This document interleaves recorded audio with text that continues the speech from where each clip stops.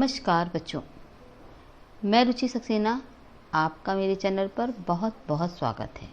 आज मैं आपको माखनलाल चतुर्वेदी द्वारा लिखी गई कविता कैदी और कोकिला पढ़ाने जा रही हूँ। माखनलाल चतुर्वेदी जी की रचनाएं राष्ट्रीय भावना से युक्त हैं और उन्होंने उसमें स्वतंत्रता की चेतना के साथ देश के लिए त्याग और बलिदान की भावना को जो है स्पष्ट रूप से दिखाने का प्रयास किया है, इसलिए उन्हें एक भारतीय आत्मा भी हम कह सकते हैं। प्रस्तुत कविता में कवि ने बताया है कि कवि और जो कोयल है उसकी बातचीत को प्रस्तुत किया गया है। क्या गाती हो, क्यों रह जाती हो, कोकिल बोलो तो क्या लाती हो।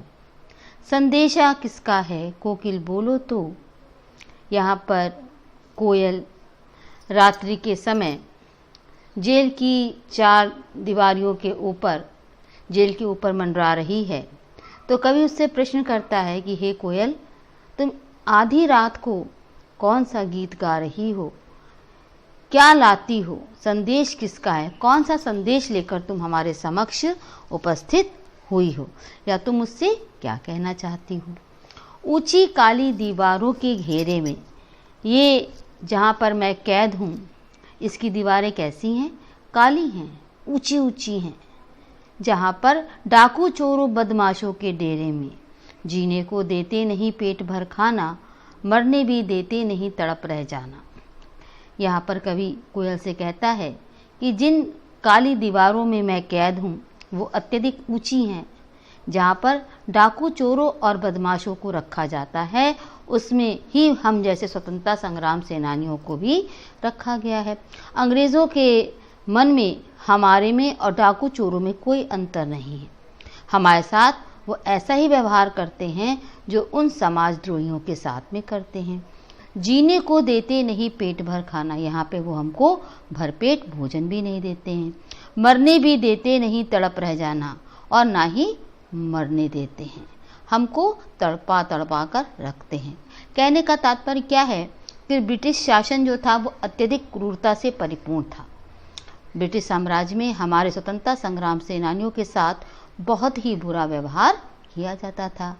जीवन पर अब दिन रात कड़ा पहरा है। कवि कहता है हमारे जीवन पर उन अंग्रेज़ों का बहुत ही कड़ा पहरा रहता है। शासन है या तम का प्रभाव गहरा है, ये उनका शासन है जो कि अत्याचारों से परिपूर्ण है। या तम का प्रभाव, तम क्या होता है, अज्ञानता, अंधकार होता है। उनका शासन अज्ञानता से परिपूर्ण है। अज्ञानता माने अंधकार, दुष्टता और बुरी भावनाओं से परिपूर्ण है। इतना ज़्यादा अत्याचार है जिसका वर्णन हम शब्दों में नहीं कर सकते हैं।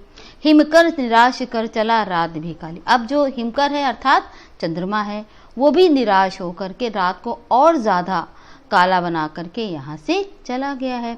इस समय कालिमा मई जगी क्यों आली, हे कालिमा मई, हे काली कोयल, आधी रात के समय तू क्यों जाग रही है।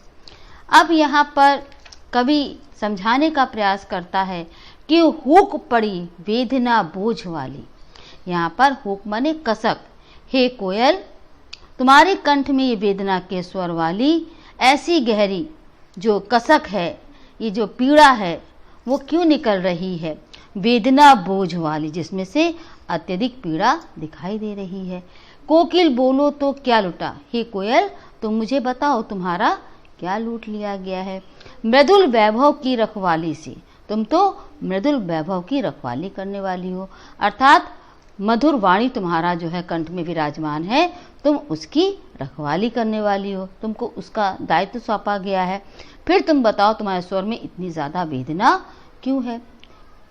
क्या हुई बावली अर्धरात्रि को चीची, हे कोयल तुम हमें बताओ। बावली मतलब पागल हो गई हो, जो अर्धरात्रि यानी आधी रात में चीख रही हो। किस दावानल की ज्वालाएं हैं। देखिए दावानल क्या होता है बच्चों, जंगल में लगने वाली आग। कहते तुम्हें यहाँ से कौन सी जंगल में लगने वाली आग की ज्वालाएं हैं, देखिए ज्वालाएं दिख रही हैं, जिसके कारण तुम इतनी भयभीत हो, जो इस तरह तुम आधी रात में चीख रही हो।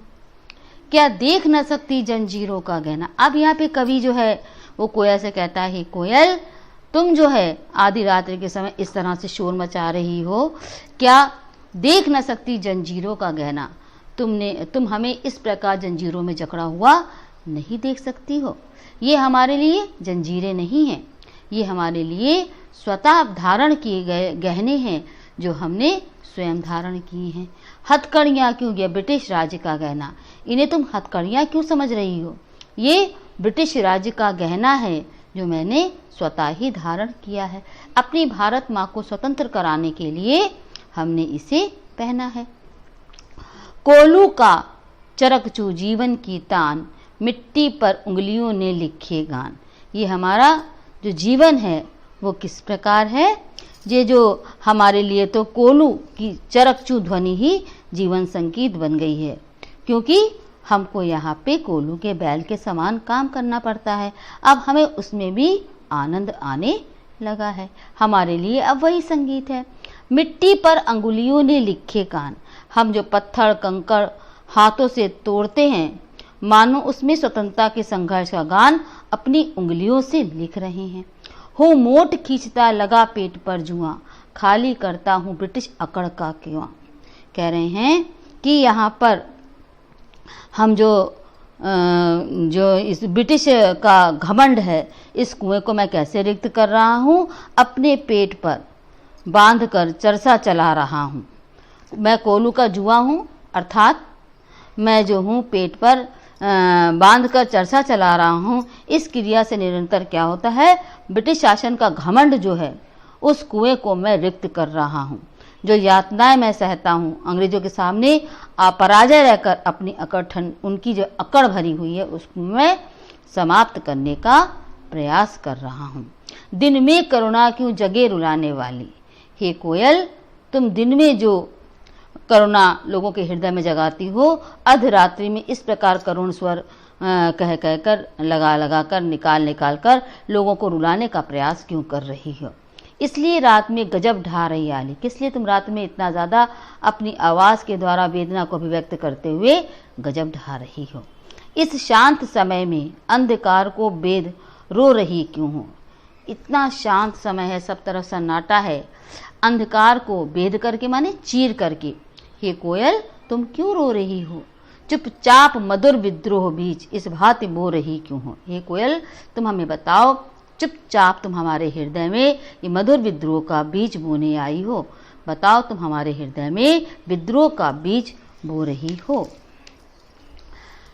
काली तू रजनी भी काली, शासन की करनी भी काली, काली लहर कल्पना काली, मेरी काल कोठली काली, टोपी काली कमली काली, मेरी लौह श्रृंखला काली, पहरे की हूँ कृति की व्याली, तिस पर है गाली ए आली।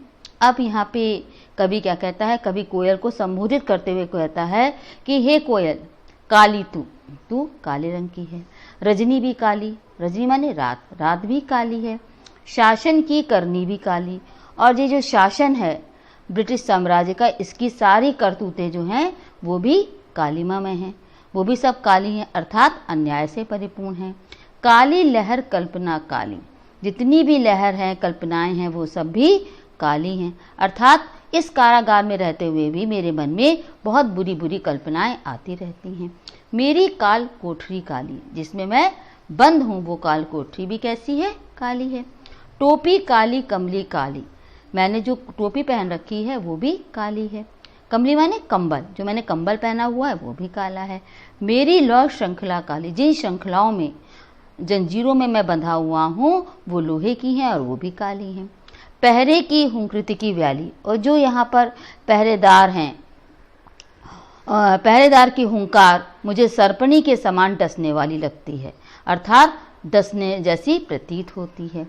तिस पर है गाली ए आली, इतना अन्याय होने पर भी मुझे कारागृह में सिपाहियों के द्वारा जो है वो गाली ही दी जाती है। हमारे ऊपर अत्याचार किए जाते हैं और हमें गालियां प्रदान की जाती हैं। इस काले संकट सागर पर मरने की मदमाती कोकिल बोलो तो, अपने चमकीले गीतों को क्यों कर हो तैराती कोकिल बोलो तो। अब यहाँ पर कवि कहता है कि हे कोयल, इस कारागार के इस संकटपूर्ण समुद्र में तुम मरने के लिए क्यों आ गई हो? कोकिल बताओ, अपने चमकीले गीतों को यहाँ कर क्यों आकर के क्यों तैरा रही हो, क्यों गा रही हो? कोयल तुम हमें बताओ। व्यर्थ में मंडराकर तुम अपने स्वरों को यहाँ पर बर्बाद कर रही हो, इनका यहाँ कोई मूल्य नहीं है।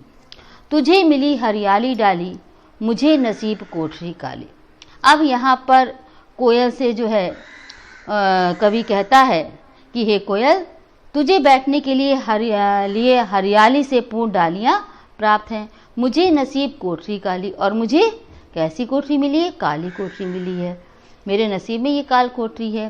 तेरा नभ भर में संचार, तो सारे संसार में, आकाश मंडल में जो है वो भ्रमण कर सकती है। मेरा 10 फुट का संसार और मैं 10 फुट की इस काल कोठरी में ही कैद हूँ। तेरे गीत कहावे वाह, तुम जब गीत गाती हो तो लोग उसकी तारीफ करते हैं। रोना भी है मुझे, लेकिन जब मैं रोता हूँ तो वो मेरे लिए और ज़्यादा कष्टकारी होता है, मुझे और दंडित किया जाता है।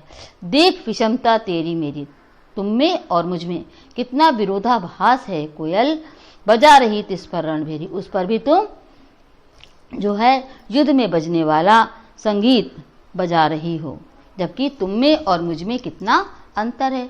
विषमता माने अंतर है, विरोधाभास है। यानी तुम स्वतंत्र होकर के पूरे आकाश मंडल का भ्रमण कर सकती हो, लेकिन मैं इस काल कोठरी में ही अपने जीवन को व्यतीत कर रहा हूँ। ना मैं कहीं जा सकता हूँ, ना मैं आ सकता हूँ। उस पर भी तुम हमारे अंदर एक प्रकार का जो है वो प्रेरणा प्रदान करने वाला गीत प्रदान कर रही हो, बजा रही हो।